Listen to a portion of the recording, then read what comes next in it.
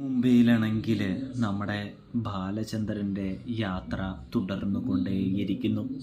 ഇവിടെ സന്തോഷവും കൂടാതെ തന്നെ ചെറിയ ചെറിയ ഓർമ്മകളും ഒക്കെ ആയിട്ട് അങ്ങനെ എറണാകുളത്ത് നിന്ന് തിരികെ കടപ്പാട്ടൂർ യാത്രയിലേക്ക് ഇറങ്ങിത്തിരിക്കുന്ന നമ്മുടെ അലീനയെയും സംഘത്തെയുമാണ് കാണാനായിട്ട് സാധിക്കുക.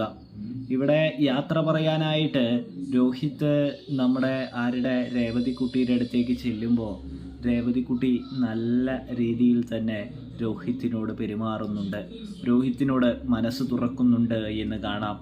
എന്തായാലും നിങ്ങളുടെ ക്യാരക്ടർ ഞാൻ വെച്ച് നോക്കുന്നതിലും നല്ലതാണ്. നിങ്ങളെ തരം താഴ്ത്തിയതിലൊക്കെ എനിക്ക് ഇപ്പോൾ കുറ്റബോധം തോന്നുകയാണ്.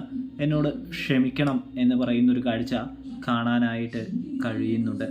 ഇതേ സമയമാണെങ്കിൽ ക്ഷമിക്കണം, ഞാൻ വേദനിപ്പിച്ചിട്ടുണ്ടെങ്കിൽ, ഞാൻ മുഖേന എന്തെങ്കിലും സംഭവിച്ചിട്ടുണ്ടെങ്കിൽ ക്ഷമിക്കണമെന്നും നമ്മുടെ